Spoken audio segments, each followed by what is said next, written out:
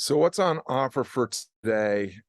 Today's inaugural call is what I talked about in an email that went out yesterday, an article that went out yesterday on Substack, and that is this idea of the art of encore living. So here's kind of loosely where most people that are paying attention to my ecosystem are at. They are in a midlife or life transition and confused or uncertain about what to do next. So maybe you're somewhere just north or south of my age, and you're thinking about what comes after my occupational time is done, my career winds down, my kids leave the nest, and you have some uncertainty or some confusion about, like, what am I supposed to do with the rest of my life, or what who am I actually, might be a question that you're answering. There are other people, and sometimes these overlap, that just kind of feel like, I'm just waking up to the fact that maybe I've been on autopilot for the last several years, that I'm just kind of sleepwalking through my life.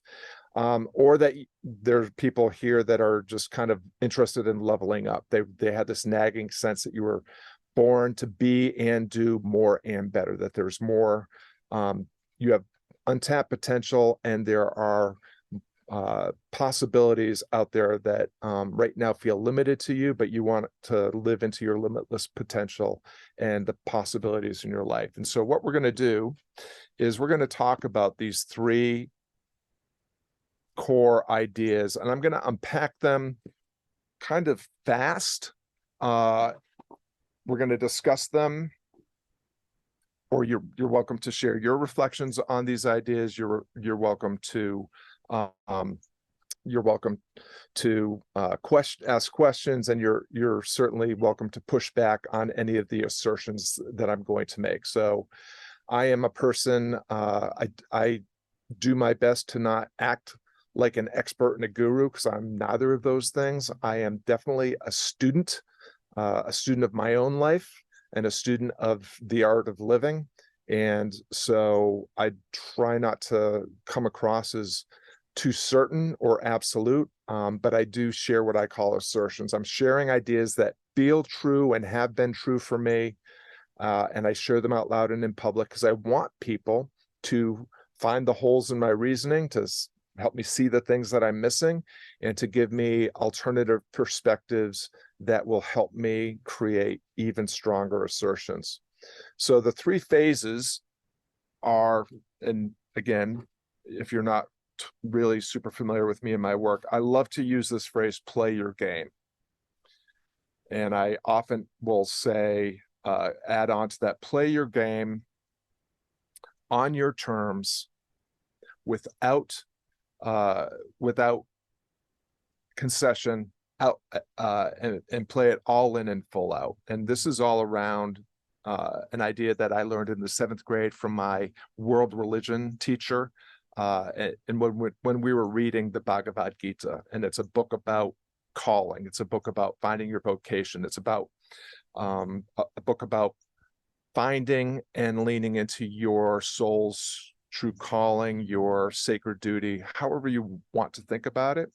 When I asked my teacher what all these things meant, he said, it means playing your game. And I love that idea of playing your game. And so during this awakening phase, it's like, oh, the game of life that I'm playing is actually playing me. It's not a game I signed up for. It's a game that has rules that I didn't necessarily agree to, and I feel out of sync with this game. The game we usually play in the United States is the game, the pursuit of happiness. And at some point, some of us wake up to the fact that the pursuit of happiness hasn't really made us happy, even if we've been winning. So the second phase is awareness. You can't win a game that you don't want to play. You can't win a game by playing by somebody else's rules. And so then the agency phase is taking responsibility and stepping into your power to play your game on your terms without compromise, all in and full out. And what we're going to do is kind of unpack each of those each of those a little bit more. So before I do that, I'm going to stop my share for a minute and just ask, am I making sense? Are we tracking? Or is anybody saying to themselves, this guy is nuts, I need to get out of here, in which case just get out of here? Everybody's following along, tracking. Whether you're nuts or not is not really in contention, Scott, but we are tracking. I missed the first part, Jeff. Whether you're nuts or not is not really in contention here. Oh, I see. We are tracking. Yes. I think I'm a self-confessed weirdo, so yes, I appreciate that you're tracking with my inner weirdo and outer weirdo. So this idea of the first idea, which is that, this idea of waking up to our life and realizing that the game of life that we're playing actually feels like it's playing us. So I'm going to give you 3 R words to think about around this, and we can discuss each in a little bit of detail. In future calls, we're going to kind of go through these one at a time, and we're going to provide real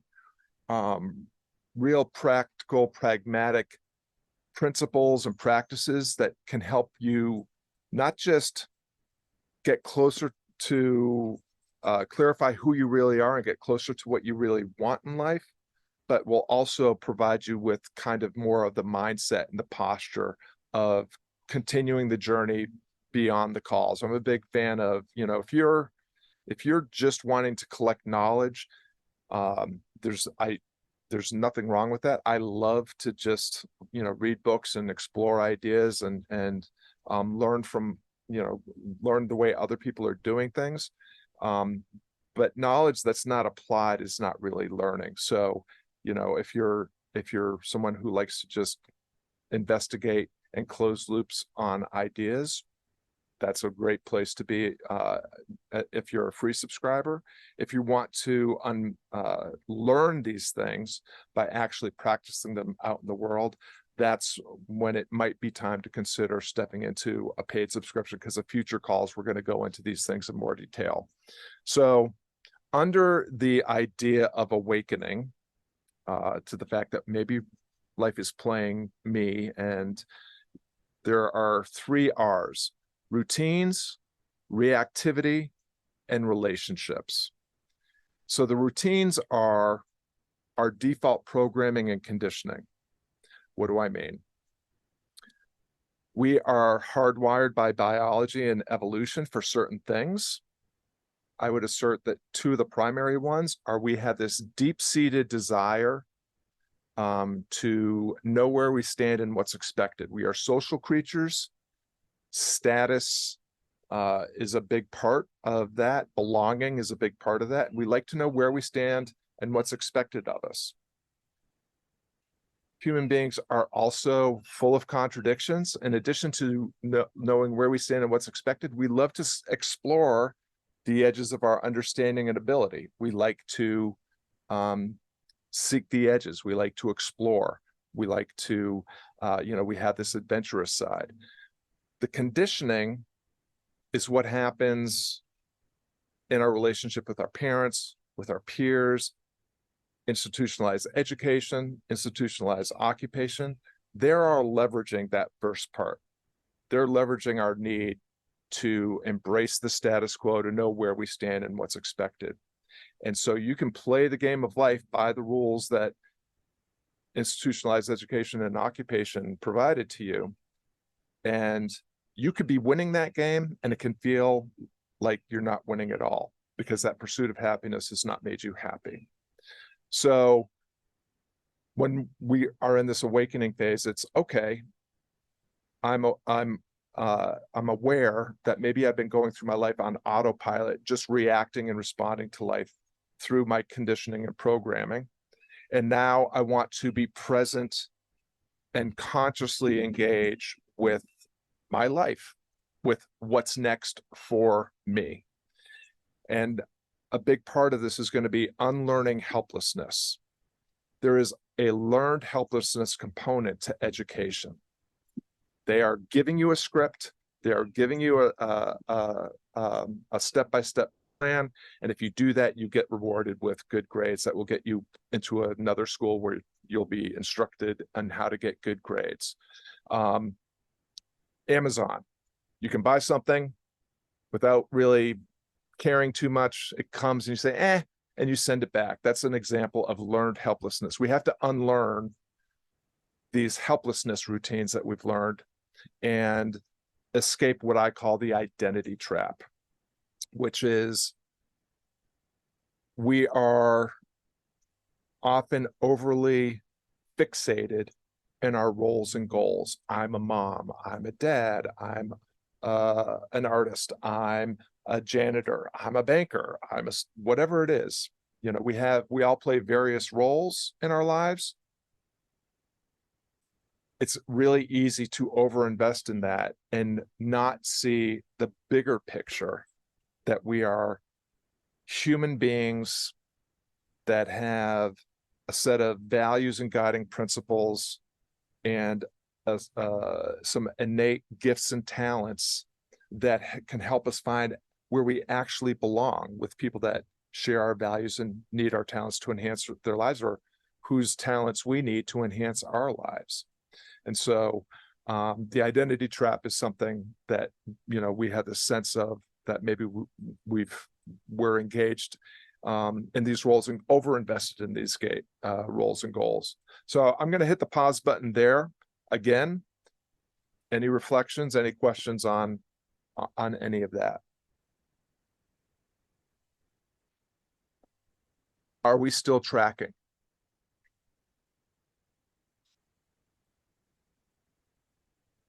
I think Allison is on her way in. Just going to give her a chance to log in. Hey, Allison, we're kind of getting already started here, so I'm just going to let you kind of try to swim fast and catch up. If you have questions, you can ask them at the break points. Okay. In addition to the routines, other things that we might be learning as we are in this awakening phase of feeling like maybe life has been playing us instead of the other way around, is this reactivity.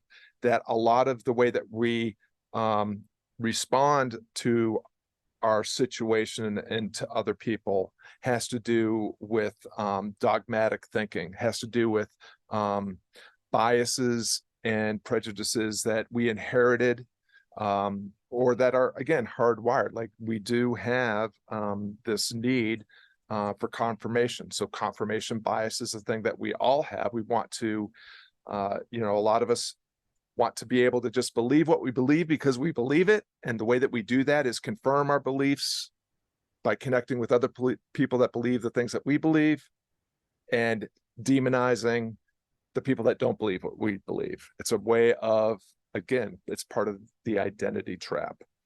And if we can acknowledge and name our biases and some of the ways that we're creating our own drama in our lives, we can then start to untangle it. And I call this stop looking out the window and start looking in the mirror. And Scott is one of the people here that will recognize that from our mentors in the Guardian Academy. Oftentimes, we are always looking outward. We're seeking external instruction, we're seeking external validation, and we are seeking who to blame for our unhappiness or our confusion or our pain and suffering by looking out the window at who are the perpetrators here, who are the people that are sabotaging our desires and needs and wants and goals. But the fact of the matter is, the only way that you're going to stop playing the blame game, the only way that you're going to stop or escape the identity trap is if you start taking a hard look at yourself in the mirror. So I like to say, when people, you know, when clients come to me and they say, I need to find myself,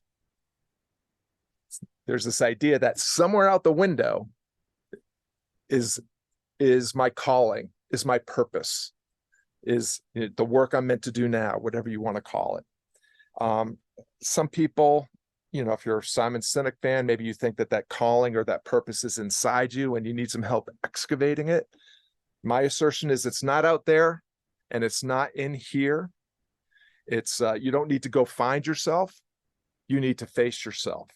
And if you take a hard look in the mirror and you start asking yourself some challenging questions, but questions that will reward you with greater clarity about who you really are and what you're really good at and where you really belong, you can actually micro step your way into a purpose. So I'm a person that doesn't believe anybody was born to be and do any one thing. I don't believe in what Simon says. Your purpose is not fixed at age 20 and it's yours for the rest of your life. I think that's absolute and utter BS. Your purpose will iterate and evolve over time because guess what? You're an iterating, evolving human. And I love what my friend Stephen Cope says. Stephen Cope wrote the book, The Great Work of Your Life. It's a book about purpose based on the Bhagavad Gita, one of my favorite books. And he says that your calling is your gift intersecting with the times, the moment that you're in. And that if you have this sense of, who you are around values and guiding principles and maybe vision of the kind of world you want to live in, and you have explored some of your talents and gifts, not the hard skills that you learned in school and on the job, but the natural instincts, intuition, just the things that you've always had a natural proclivity for and a natural talent for, then you can start stepping into or creating a purpose for yourself. The last piece, okay, I'm sorry. I will pause there. That's the second R.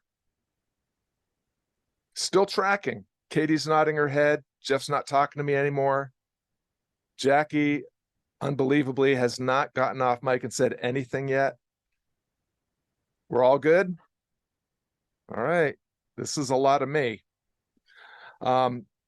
The third R is relationships. And this is the thing that I think is really the most important in this phase of awakening to the fact that maybe life is playing us, is we are inherently social creatures. It's how we survived when everything else on the planet was bigger, stronger, and faster than us and wanted to eat us for lunch.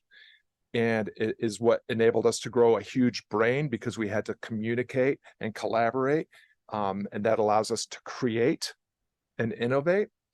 And again, around these outdated roles and goals, one of the things that we can wake up to is this idea that, number one, we've just been kind of blindly getting together with people that are in our immediate circle of connections because they're our classmates or they're our colleagues or, they're in the neighborhood or what have you. And what happens is we fall prey to what Randy Massengale, I have a great interview with him in the podcast on Substack, what he calls the scrutiny and expectations of others, right? A lot of the times what we value is what other people expect of us and what other people have to say about what they think about what we're doing. And that's what happens in school and on the job. We can also have that scrutiny and expectations in our inner dialogue about ourselves. Oh, I'm no good. Who are you to decide that you're going to pursue this dream or to explore this hobby or what have you? And what we need to do is start divesting ourselves of the relationships that no longer serve us and that probably for a long time have inhibited our health and happiness, and be more intentional about the people that we're connecting with. I call it finding your scene. Who are the people that share your values? Who are the people that are on a journey similar to the journey you want to be on? Who are the people in your life that are not offering you scrutiny and expectations, unsolicited criticism and so forth, but instead are interested in supporting and encouraging your adventures in exploring your what's next, but also willing to give you some meaningful feedback or ask you meaningful questions to help you refine, clarify your next step, and help you end up on a trajectory that will get you closer to what you want. Clarity about who you are and what you're here to do, who you're here to do that with, and what you really want in life. All right, that's the last R of the first part. Still tracking. Nobody has understood me for this long ever before. I'm just saying. So if you're just being nice, that's not helpful to me. We're taking a page from Jasper.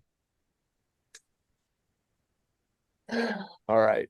So let's move on to the second phase, which is awareness. And this is after we've woken up to the fact that it feels like life is playing us.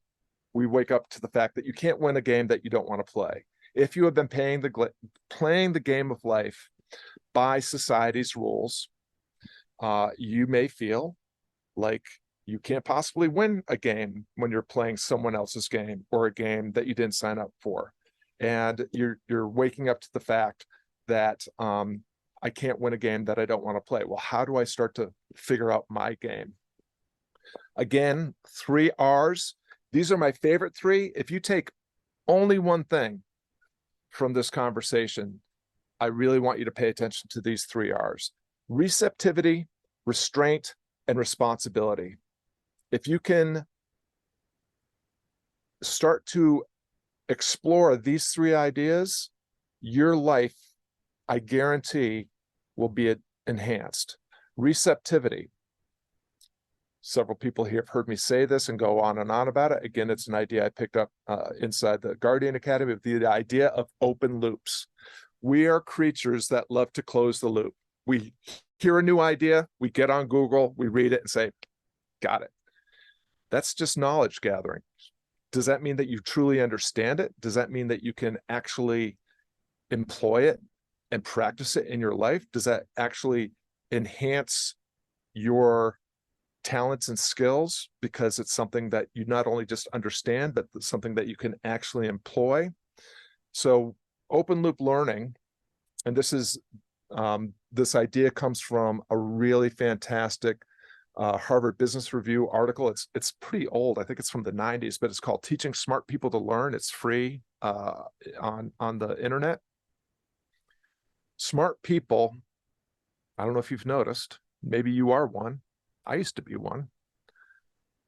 We like to be right. And we like for our rightness, our smarts, to be validated. And so smart people have a really hard time embracing curiosity, uncertainty, considering other perspectives, alternative views, even considering that maybe their certitude is not as absolute as it should be. And the way to teach smart people to learn, according to this article, is you have to start doing open loop learning. You need to open the loop that maybe your certitude is not as absolutely as you think. Maybe that there are other perspectives worth considering. Maybe there are alternative approaches to doing the same thing or getting the same result. And the trick is, how do you keep the loop open? How do you not close it prematurely or even necessarily at all? The second is, once you open the loop, is to consider those alternative, counterintuitive, multiple perspectives. You know, a lot of the times it's not either or. Almost all the time it's both and. You can be right, I can be right. Your truth can be true, and my truth can be true. Because we're human beings. We can hold contradictory ideas in our head at the same time and hold them up as true, and our heads won't explode. I think it's Emerson. Ralph Waldo Emerson has a great quote about that I can't remember. And then around this open loop learning is looking in the mirror again, questioning your assumptions, questioning your beliefs, identifying your biases, so that you can become more open, curious, considerate, and maybe collaborative in your approach to learning, which is not understanding, that's knowledge gathering. It's about actually understanding, getting knowledge and applying it in your life and in your work so that you become skilled in whatever it is that you learned and that you are becoming a more talented, skillful player. Second R is restraint. This is the idea that more does not equal closer. And I've written about this a bunch. We are programmed for more. We are additive creatures. We want, this is why we have big houses. This is why we have storage units. This is why we have closets full of clothes that we never wear, because we are just programmed. More is better. Actually, that's not true. In terms of system reliability, if you are, for instance, if you have a business and you have a sales success system, a revenue generating system built, the more things that you add to that system, the lower that system performs. Because systems are not additive, systems are the multiplication of percentages, because nothing is 100% guaranteed. Nothing works 100% of the time. Best example, just a quick example that has nothing to do with business. If your light in your office or living room operates as part of a system. There's a light switch, there's wires that lead to the light, there's the light fixture, there's the light bulb, there's the electric bill. I mean, all of these things have to be at 100%, and none of them are at 100% of the time. And so if your light goes on 90% of the time and the light switch is working 90% of the time, your system reliability is 81%, 0.9 times 0.9. If the human only remembers to pay the phone bill 90% of the time, you just drove down the efficiency to 72%, and you only got 3 components and they're all 90% effective. So just think about that when you're thinking about any kind of system, and everything is a system. And every system, what is it that Deming said? Every system is perfectly designed to get the result it gets. So, and in any system, anybody want to take a guess at which is the least reliable piece? Scott or Jeff? I would have to say the human.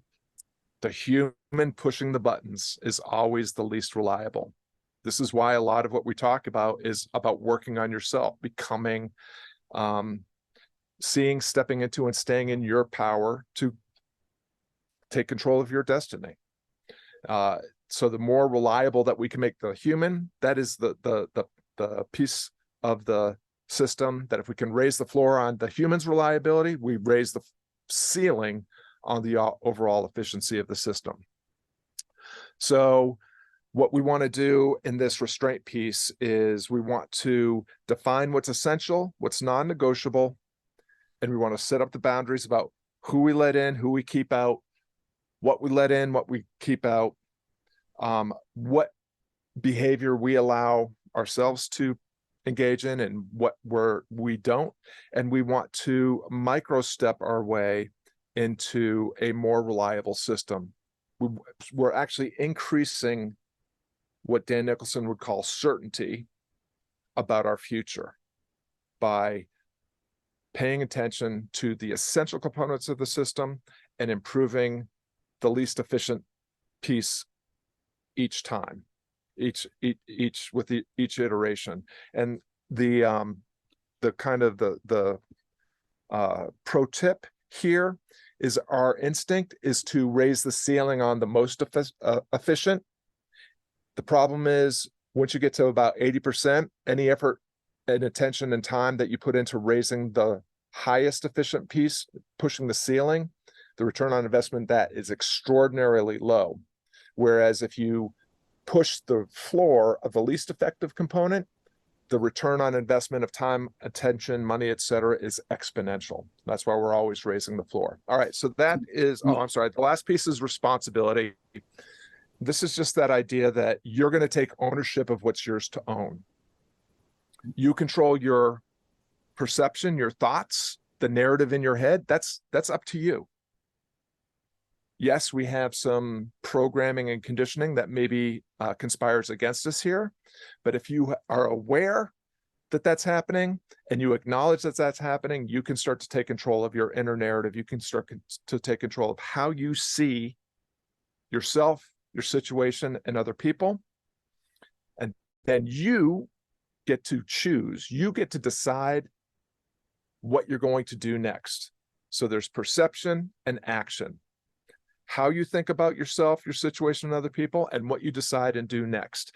That is all within your power.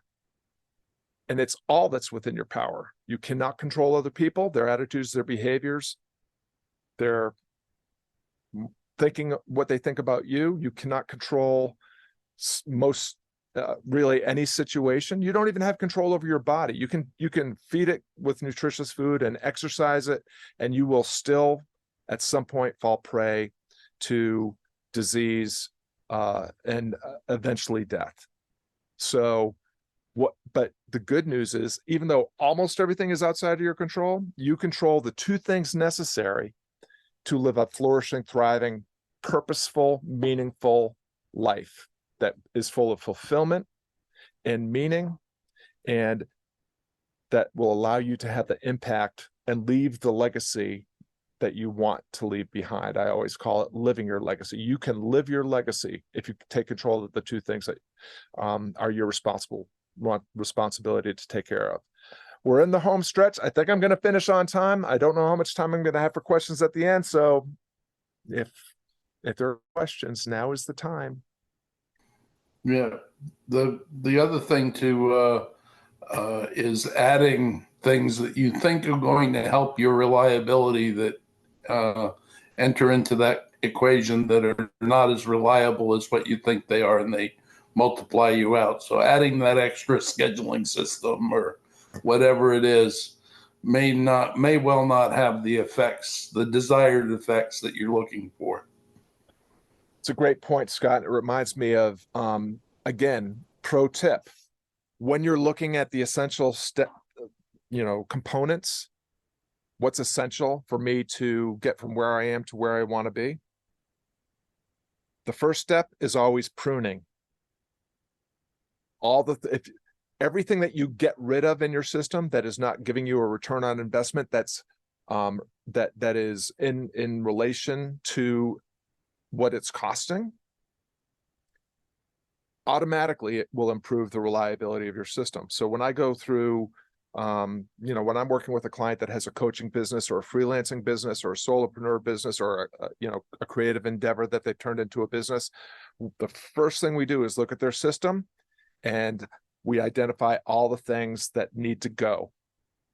And if you saw the Recapture, Reallocate article, and if you haven't, go into the Substack and read it, because it will make you money. It will add revenue to your bottom line in 45 minutes by simply getting rid of all the things that actually aren't, that you're paying for, that are not getting you closer to what you really want. So the first step is pruning. Second step, to Scott's point, resisting adding the things that the gurus and the experts and the Facebook ads are trying to get you to buy. All right. Last part is this idea around agency. We just kind of touched on it with taking responsibility for what's yours, owning what's yours to own. And this is where we're going to start learning to play your game on your terms without compromise, all in and full out. So the 3 R's here are responsiveness, resilience, and rewards. Responsiveness is to stop acting like a human. Stop reacting to life based on your conditioning and programming. Stop reacting to life and other people and situations purely on your human emotions. There's nothing wrong with emotions. They are natural, they are human, and they never can be suppressed or gotten rid of.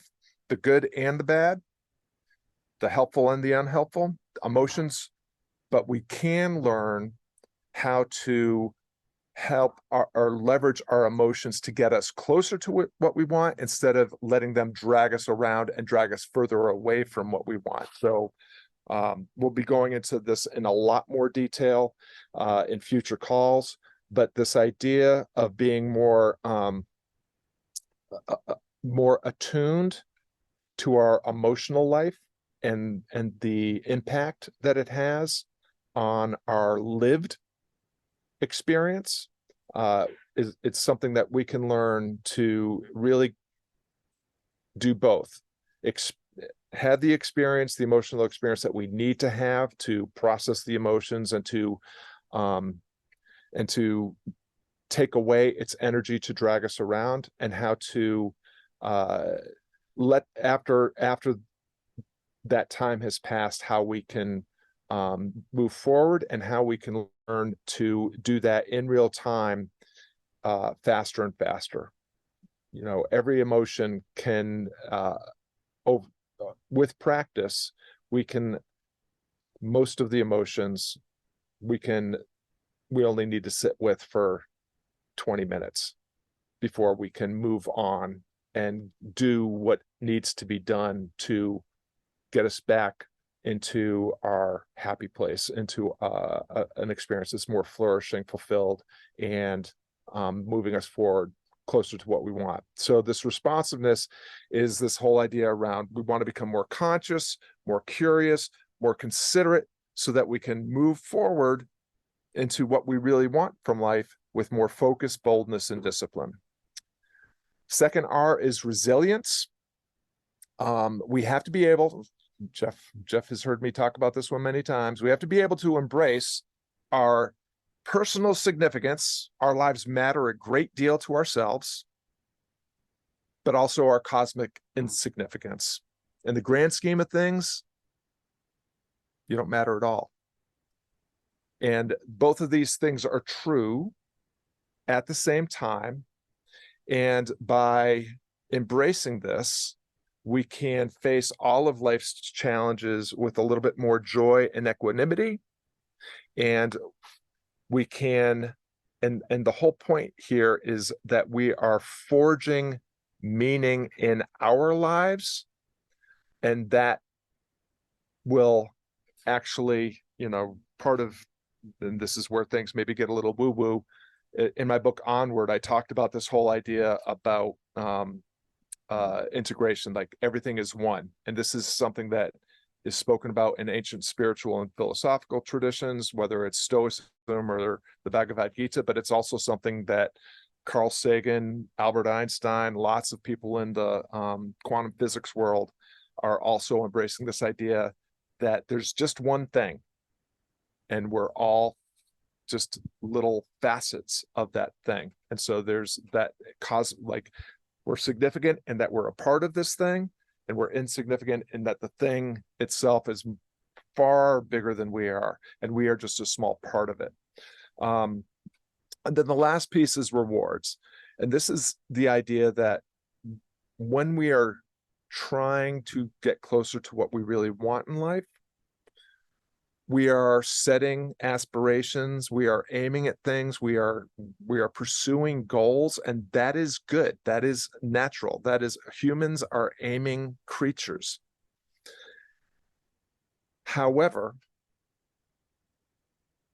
the goal or if we achieve the goal, if we get the result, if we achieve the outcome, that is not the actual reward, because much of the time we will not get the outcome that we said we wanted. We will not get the result that we actually stated at the beginning. We will not hit that point on the horizon exactly where we want to. Go ahead, Penny. Thank you.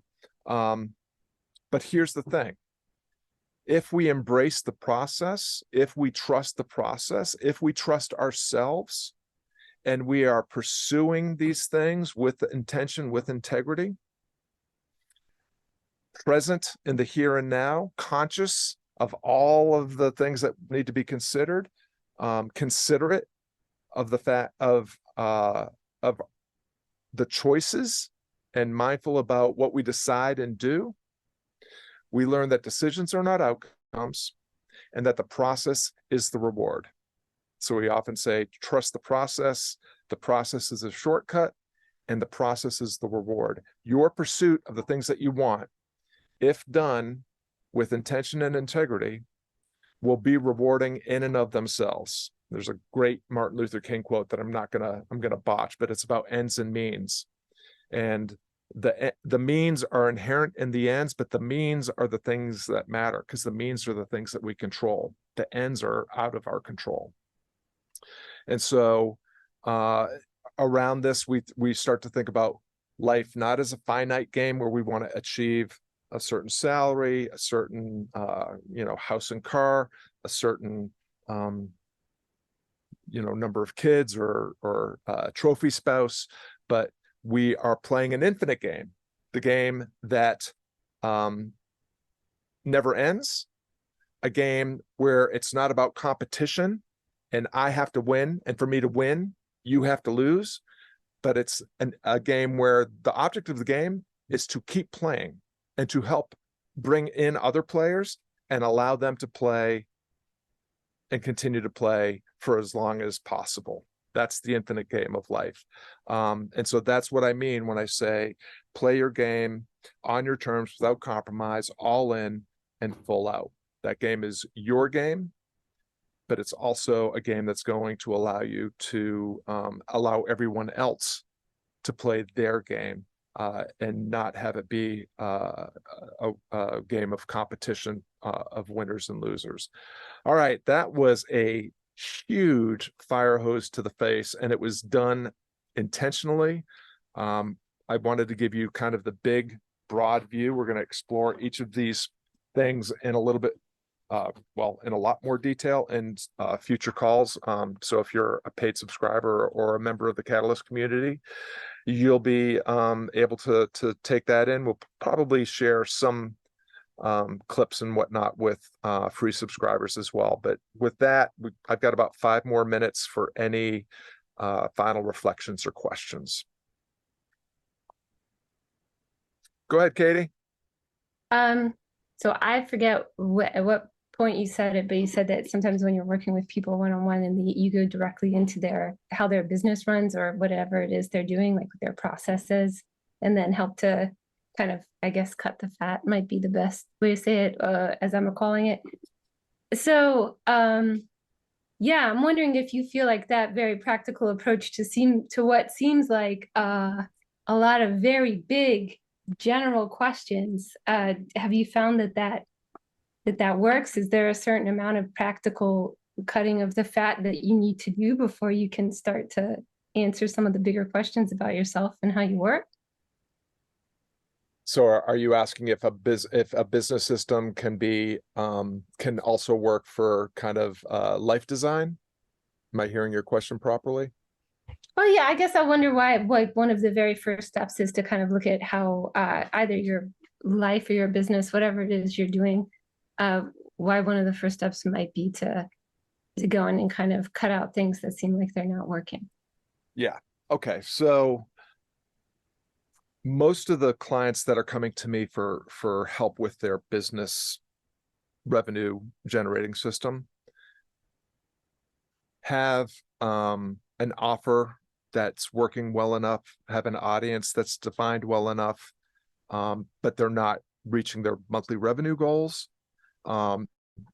So step 1 is let's achieve sustainability. Let's get let's get the revenue consistent. Your question is a really great one, because what I have found after working with hundreds of people just on kind of the revenue generating system is that the people that have the least, that don't succeed as well as you might expect if they have a system that's dialed in, actually don't have a clear understanding of of what their unique, I call it the difference only you can make. So that's where we get to this other piece that's like, what is the difference only you can make? What is your life's calling? What is your sacred duty? What's the gift that only you can bring into the world? And so oftentimes what will happen is if we got the revenue coming in and so here's what happens. Number one, the revenue increases and the time, attention, and effort spent in your business doing all the things that we all do but don't need to do, content generation, YouTube channels, Instagram strategy, funnel building, website development, blah, blah, blah, blah, blah, blah, blah, right? You don't need those things. There's three things that you need to run a successful business. You have to have a good offer. You have to know who your audience is, and you have to spend 30 minutes a day putting that offer in front of that audience in a way that allows them to earn awareness that you exist, give you attention, pay attention to what you're doing, trust you enough to give you permission to talk to them. And once you get that far, now you're into sales, because now they're interested, and now you're just trying to earn their enrollment and investment. When we get that kind of dialed in, the other piece is I call it the difference only you can make, but also sometimes I work with a lot of coaches. What's your coaching superpower? Like, you can't swing a stick in a room and not hit 20 life coaches. Why would they choose you? Well, it's because there is this unique ability that you have, this difference only you can make, that we need to identify and articulate so that the people that need you and your unique perspective, experience, process, or sometimes it's called like a mechanism or signature formula or whatever it is. And this works for creatives and freelancers and entrepreneurs too, but it's built around who you are really. And that's the thing that I think is, for people that have not succeeded as well as they wished, it's because what they're doing is not really dialed in and in full alignment of who they really are, what they're really good at, and where they really belong. You know, sometimes people get into business because, well, I used to be a marketer, so I'll start a marketing business, or I used to be whatever, and so I'll do that. Well, if that's not, like, that's a skill that you may have, but it may not actually align with your gift and your talent.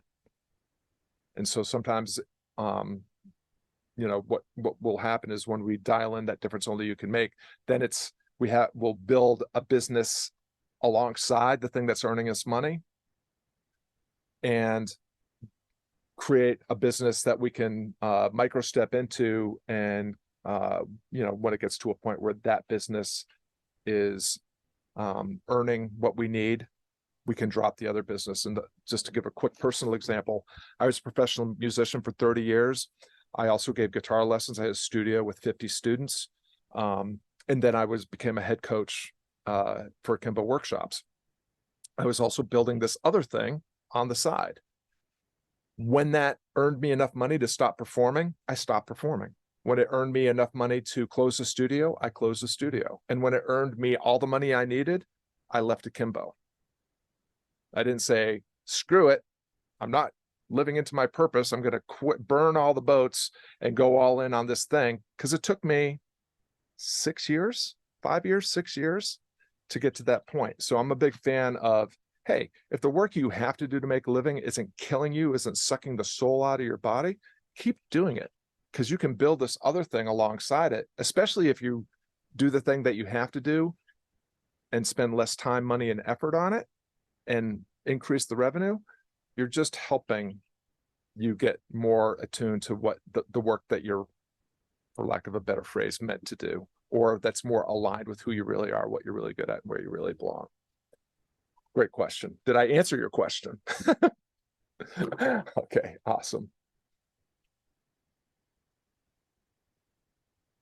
I will hang out for an additional minute because I gave a very long-winded answer to Katie's very short question. Any final questions? Any final reflections? Scott put in the chat here, I actually have a optimize before you question. maximize. Let's hear it, Jeff. You talked earlier about being able to hold two thoughts simultaneously.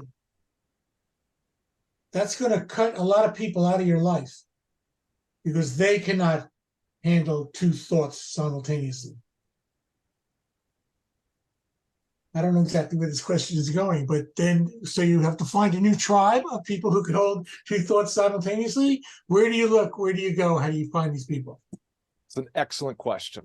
I talk about this in a couple of my books, and it's because relationships are, because we're social creatures, and part of our identity is who we associate with. There's a great quote from Goethe: "Tell me with whom you consort, and I will tell you who you are."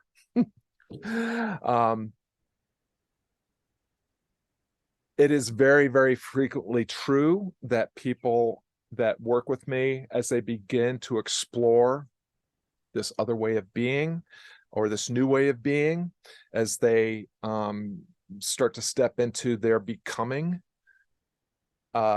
they find that some of the relationships in their lives are not helpful. They're not serving, or that they're, and to be fair, we love the status quo. If Jeff starts changing and I'm maintaining, there's some conversations going on in my head that are around status anxiety, competition, fear. If Jeff's able to do this, what does that say about me? So there's, and sometimes people, and sometimes people are genuinely just trying to protect you. Like, hey man, it's really scary out there. Like, don't go out there. Stay here. We like you the way you are. You're perfect as you are. I am not a fan of burning the boats in any sphere of our lives. I don't think you need to, I've experienced pushback and challenges from, my siblings and my parents. I have experienced pushback and dissonance in my relationships with friends that I've had since childhood. Here's the thing. I don't think so. Jim Rohn's anecdote that you're the product or the average of the 5 people you spend the most time with is not true. You're actually the product, or you're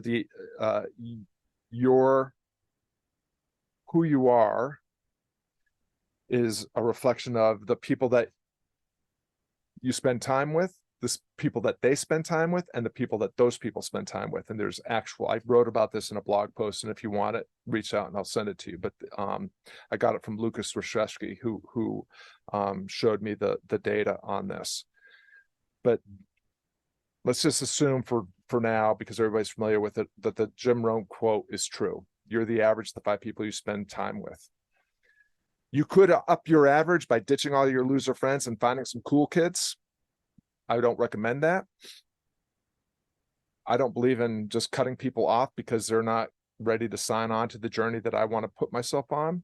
But I get to spend how much time, attention, and energy I put into the people, into the relationships that I already am in. So I am very judicious, again, about what I who I let in and who I keep out, and what I let in and what I keep out. If my family is giving me negative responses or feedback, or advising or critiquing, I don't have to pay attention to that. I can just say, oh, thanks mom, thanks dad, that's a really interesting perspective. That's my famous line: thank you for your perspective. Thank you for sharing your perspective. I say that to people all the time. It's because they don't have permission to get me to try to change my mind. And while I am limiting the time that I spend with people who are not enhancing my experience or supporting and encouraging my journey or giving me worthwhile feedback, I am seeking and spending more time with the friends, fellow travelers, and mentors that are helping shepherd me along in the journey that I want to be on. And I'm by no means saying that this is like a scientific and easy to execute practice, but it is a practice. It's a skill that you can learn by being conscious and aware of who you're spending time with, who you're not spending time with, who you're paying attention to, or whose advice and questions and feedback you're paying attention to, and who you are not. And over time, the superpower that happens is you can actually be getting trolled by someone and see that they might actually have a point worth considering over time. It doesn't mean that you engage, but it's like, you know what? There might be a there that I need to pay attention to and explore and unpack a little bit. Does that make sense, Jeff? All right, gang, I've gone a little bit over. I apologize for that. I really am deeply grateful for the gift of your time and attention. I hope that there was something in here that will help you get a little clearer about who you are and what you want to do and where you're going to go next. We're going to continue to explore these things on subsequent calls, probably monthly, but there may be additional calls. And if you have any questions about any of the other things that I shared, feel free to reach out to me. I'm easy to find, but Scott@creativeonpurpose.com is always a great way to share a reflection or a question that you have with me. And with that, enjoy the rest of your day. Thanks so much.